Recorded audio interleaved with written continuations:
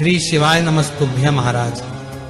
आप सभी लोग जानते हैं नवरात्रि की अष्टमी के दिन किया जाने वाला एक कनेर के फूल वाला उपाय ऐसा उपाय है जिस उपाय को अगर आप कर लेते हैं तो आपकी सालों पुरानी मनोकामना ही क्यों ना हो, बड़ी से बड़ी मनोकामना ही क्यों ना हो, वह पूरी हो जाती है। क्योंकि इस एक कनेर के फूल को नवरात्रि की अष्टमी तिथि के दिन करने से माता रानी हमसे प्रसन्न होती है, भगवान शिव हमसे प्रसन्न होते हैं और वह हमारी मनोकामना पूरी करते हैं। और महाराज ध्यान रखिए, यह उपाय साल में सिर्फ शारदीय नवरात्रि की अष्टमी के दिन ही किया जाता है और हमने इस उपाय को अपनी अभी की कथा में बताया हुआ है।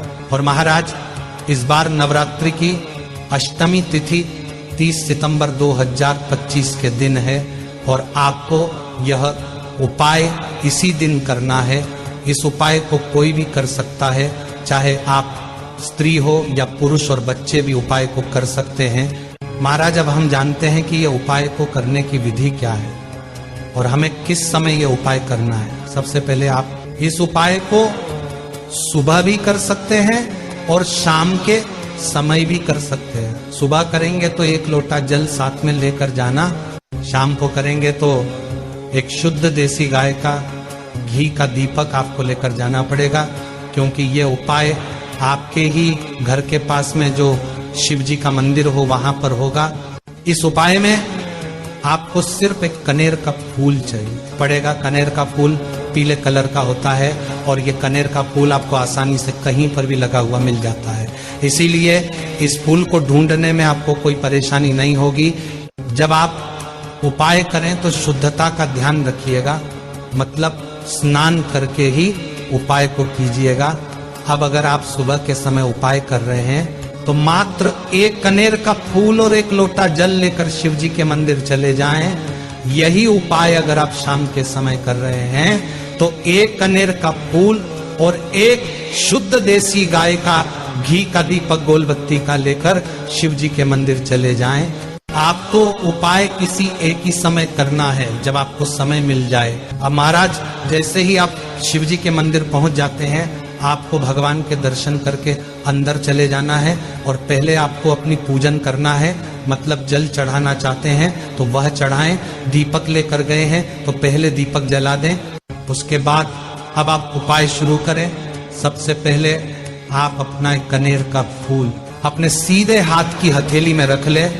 इसके बाद में सबसे पहले इस 1 कनेर के फूल को आपको बस शिवजी की शिवलिंग के ऊपर स्पर्श करना है, मतलब कि छुआना है, चढ़ाना नहीं है। शिवलिंग के ऊपर इस कनेर के फूल को छुआकर अब आप इस कनेर स्थान पर छुआए, जो कि जलधारी के बिल्कुल बीचों बीच में माता अशोक सुंदरी जी का स्थान होता है।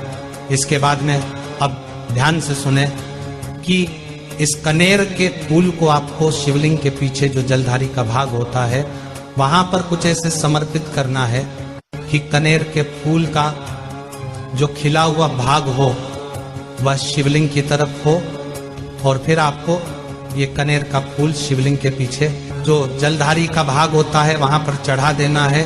अब इसको वहां से नहीं उठाना है और अब आपको भगवान शिव और माता पार्वती जी से और माता अशोक सुंदरी जी से अपनी वह मनोकामना बोलना है जिसके लिए आप ये उपाय कर रहे हैं। मनोकामना बोलने के बाद भगवान से प्रार्थना करके भगवान को धोख देकर आप वहां से उठकर अपने घर वापस आ सकते हैं और यहाँ पर आपका एक कनेर का फूल वाला उपाय पूरा हो जाता है।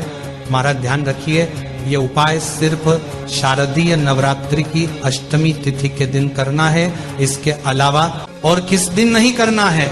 महाराज आपको ये उपाय कैसा लगा और आपने अभी तक हमारे चैनल को सब्सक्राइब किया या नहीं, कमेंट में जरूर बताएं। और आप हमारी ये वीडियो कहां से देख रहे हैं जरूर बताएं। श्री शिवाय नमस्तुभ्यम महाराज।